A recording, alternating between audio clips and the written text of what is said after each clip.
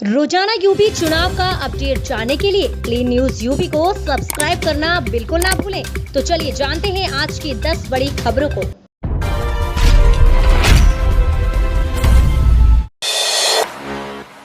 हफ्ते भर में पीएम मोदी का दूसरा काशी दौरा, आज देंगे 2100 करोड़ रुपए की सौगात। प्रधानमंत्री नरेंद्र मोदी गुरुवार को अपने संसदीय क्षेत्र वाराणसी आ रहे हैं।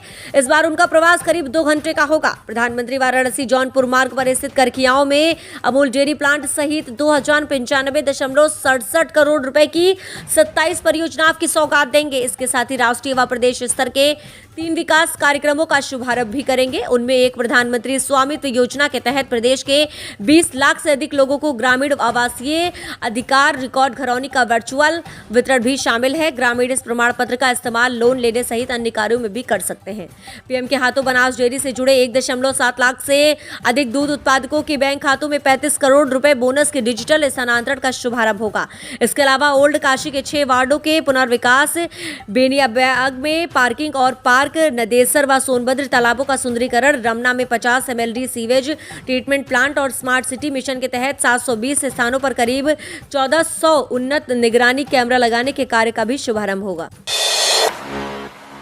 यूपी के 12 लाख पेंशनर्स की महंगाई राहत में 3% का इजाफा, योगी सरकार का आदेश। राज्य के 12 लाख से अधिक पेंशनरों, पारिवारिक पेंशनरों को जुलाई 2021 से महंगाई राहत बढ़ोतरी का लाभ दिए जाने का आदेश प्रदेश सरकार ने जारी कर दिया है। अब इन्हें 28% की जगह 31% महंगाई राहत मिलेगी। ये आदेश उच्च न्यायालयों के न्यायाधीशों, स्थानीय निकायों तथा सार्वजनिक उपक्रम आदि के सेवकों पर लागू नहीं होगा। अखिल भारतीय सेवकों के पेंशनरों, पारिवारिक पेंशनरों के संबंध में आदेश अलग से जारी किए जाएंगे। वित्त विभाग ने महंगाई राहत वृद्धि का आदेश बुधवार को जारी किया।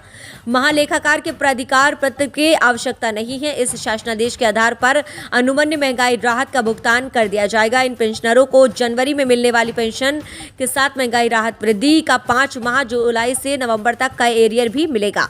संयुक्त पेंशनर्स कल्याण समिति उत्तर प्रदेश के संयोजक NP त्रिपाठी ने राज्य सरकार से मांग की है कि भविष्य में पेंशनर्स को बढ़े हुए महंगाई भत्ता, महंगाई राहत के आदेश को एक साथ जारी किया जाए।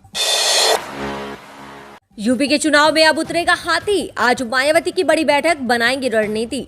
बसपा सुप्रीमो मायावती ने आज गुरुवार को पार्टी मुख्यालय पर बैठक बुलाई है। विधानसभा चुनाव को लेकर यह बैठक काफी अहम मानी जा रही है। इसमें प्रदेश के सभी मुख्य सेक्टर प्रभारियों के साथ प्रदेश के 75 जिलों के जिला अध्यक्षों को बुलाया गया है। बताया जा रहा है कि मायावती इस दिन विधानसभा चुनाव की रणनीति का खुलासा करेंगी। वह चुनाव प्रचार के लिए कब से निकलेंगी। मायावती बैठक में मुख्य सेक्टर प्रभारियों और जिला अध्यक्षों से फीडबैक लेकर जमीन हकीकत का पता लगाएंगी। इसके आधार पर आगे की रणनीति तय की जाएगी। पार्टी सूत्रों का कहना है कि इसके बाद ही मायावती चुनावी समर में प्रचार के लिए उतरेंगी। उनका कार्यक्रम भी इसके आधार पर तय किया जाएगा। अब देखने वाला ये होगा कि वह पूर्वांचल से चुनावी अभियान की शुरुआत करती हैं या पश्चिम यूपी को चुनती हैं। मायावती इन दिनों लखनऊ में ही रहकर विधानसभा चुनाव के लिए उम्मीदवारों की सूची को अंतिम रूप दे चुकी हैं। बसपा सुप्रीमो के निर्देश पर पार्टी के राष्ट्रीय महासचिव सतीश चंद्र मिश्रा प्रदेश के सभी सुरक्षित 86 सीटों पर सम्मेलन कर रहे हैं। चुनावी गणित सुलझाने आ रहे हैं अमित शाह। गृह मंत्री 24 को शहर की 3 विधानसभाओं में करेंगे रोड शो। गाजीपुर से निकली जन विश्वास यात्रा की करेंगे अगवानी। उत्तर प्रदेश विधानसभा चुनाव 2022 की चुनावी गणित सुलझाने 24 दिसंबर को प्रयागराज में गृह मंत्री अमित शाह होंगे। गृह मंत्री अमित शाह शहर उत्तरी, शहर दक्षिणी, शहर पश्चिमी में रोड शो करेंगे और केंद्र व यूपी सरकार की उपलब्धियां गिनाएंगे। प्रियंका गांधी के मैं लड़की हूं, लड़ सकती हूं के नारे से घबराई बीजेपी ने प्रयागराज में मातृशक्ति कार्यक्रम के बहाने प्रदेश भर की महिलाओं और छात्राओं को अपने पक्ष में मतदान करने की अप्रत्यक्ष अपील कर डाली है। मोदी ने स्वयं सहायता समूह की महिलाओं के नौनिहालों को न सिर्फ दुलारा पुचकारा बल्कि उन्हें अपनी गोद में भी उठाया। अब 24 दिसंबर को चुनावी गणित के माहिर माने जाने वाले अमित शाह भी प्रयागराज आ रहे हैं। वे प्रयागराज में जन विश्वास यात्रा की अगवानी करेंगे और जन विश्वास यात्रा में शामिल होंगे। गाजीपुर से निकली जन विश्वास यात्रा गुरुवार शाम प्रयागराज पहुंच रही है।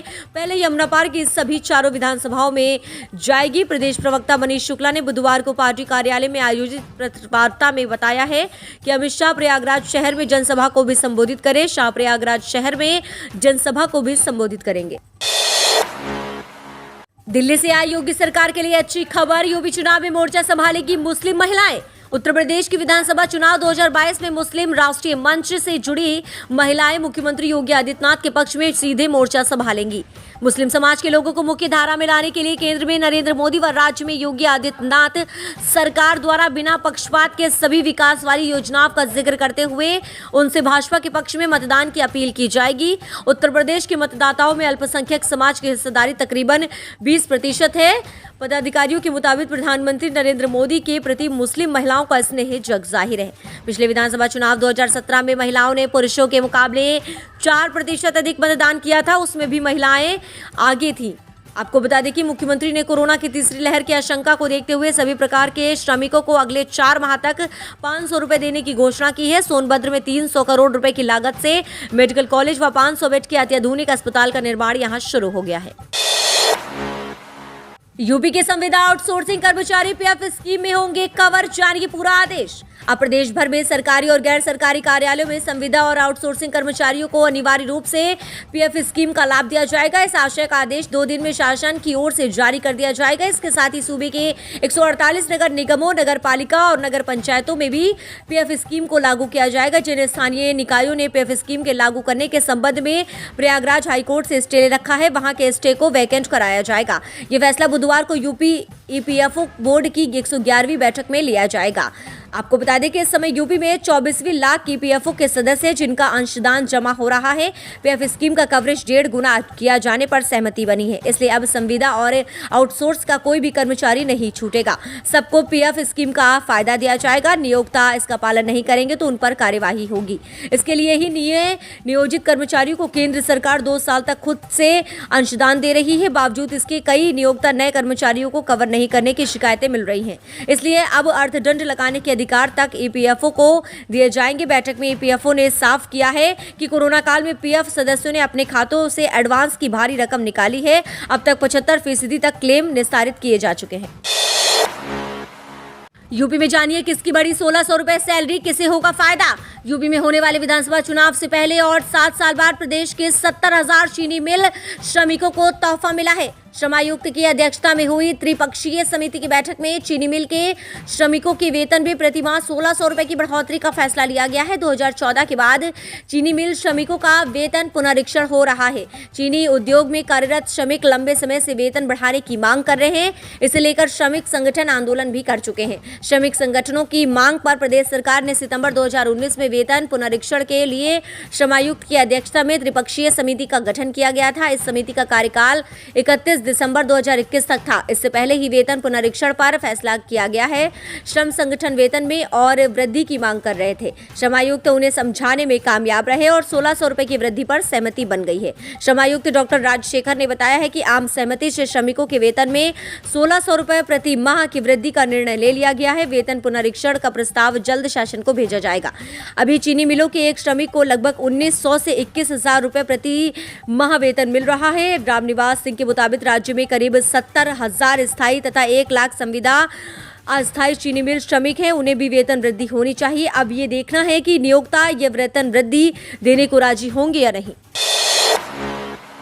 अखिलेश आज अलीगढ़ में करेंगे सभा। अलीगढ़ के इगलास में पूर्व सीएम और जयंत चौधरी संयुक्त रूप से लोगों को करेंगे संबोधित। सपा के राष्ट्रीय अध्यक्ष और पूर्व सीएम अखिलेश यादव आज अलीगढ़ में सभा करेंगे संबोधित। इगलास में समाजवादी पार्टी व रालोद की सभा होगी और पूर्व सीएम के साथ रालोद के राष्ट्रीय अध्यक्ष जयंत चौधरी भी रहेंगे मौजूद। पार्टी कार्यकर्ताओं की ओर से कार्यक्रम की सारी तैयारियां पूरी कर ली गई हैं। वहीं इस कार्यक्रम को देखते हुए पुलिस प्रशासन भी पूरी तरह से अलर्ट है और प्रशासन की ओर से जिले में रूट डायवर्जन भी किया गया है। जिला सूचना अधिकारी संदीप कुमार ने बताया है कि सूबे के पूर्व मुख्यमंत्री और सांसद अखिलेश यादव के कार्यक्रम को देखते हुए जिले में यातायात व्यवस्था की गई है। इसके साथ ही वीआईपी मूवमेंट के चलते रूट डायवर्जन को लागू किया गया है, जिससे कि आमजनों को किसी तरह की परेशानी न उठानी पड़े। रूट डायवर्जन की व्यवस्था सुबह 10 बजे से लागू हो जाएगी, जो कार्यक्रम खत्म होने तक लागू रहेगी। यूपी विधानसभा चुनाव से पहले किसानों को सम्मान। लखनऊ में सीएम योगी ने उन्नत खेती करने वाले 11 किसानों को दिया ट्रैक्टर। मुख्यमंत्री योगी आदित्यनाथ ने गुरुवार को लखनऊ के लोक भवन में किसानों को सम्मानित किया। जैविक और उन्नत खेती करने वाले 11 किसानों को ट्रैक्टर दिया। कई किसानों को खेती के क्षेत्र में बेहतर करने पर नकद धनराशि दी। कृषि मंत्री सूर्य प्रताप शाही ने कहा कि पूर्व प्रधानमंत्री चौधरी चरण सिंह की जयंती पर हर साल किसान सम्मान दिवस मनाया जाता है। आज यूपी के हर हिस्से से आए इन किसानों को सम्मानित किया जाएगा। सरकार किसानों को हर सुविधा देकर समृद्ध कर रही है। यूपी में रिकॉर्ड उपज हो रहा है। यूपी में 78 लाख किसानों की फसल की खरीदारी से राज्य की कृषि उत्पादन बढ़ा है। सीएम योगी ने फर्रुखाबाद के किसान हुकुम सिंह को गेहूं उत्पादन के लिए 1 लाख रुपए का पुरस्कार दिया है। किसानों को उम्मीद है कि यूपी सरकार उनके लिए बड़ी घोषणा कर सकती है। राज्य के 2.42 करोड़ से ज्यादा किसानों को राज्य के खजाने से भी नगद धनराशि देने का प्रस्ताव है। इस योजना की घोषणा से मोदी सरकार ने बड़े बहुमत से जोरदार वापसी की थी। उत्तर प्रदेश विधानसभा चुनाव जैसे जैसे नजदीक आ रहा है, सभी राजनीतिक दल अपने अपने दावे पेश कर रहे हैं। ये देखना बड़ा दिलचस्प होगा किसका होगा यूपी, किसकी होगी जीत, किसकी बनेगी सरकार, क्या आएगा यूपी में योगी राज या जीतेंगे सपा प्रमुख अखिलेश यादव। आइए बात करते हैं उत्तर प्रदेश 2022 विधानसभा चुनाव के ओपिनियन पोल के बारे में।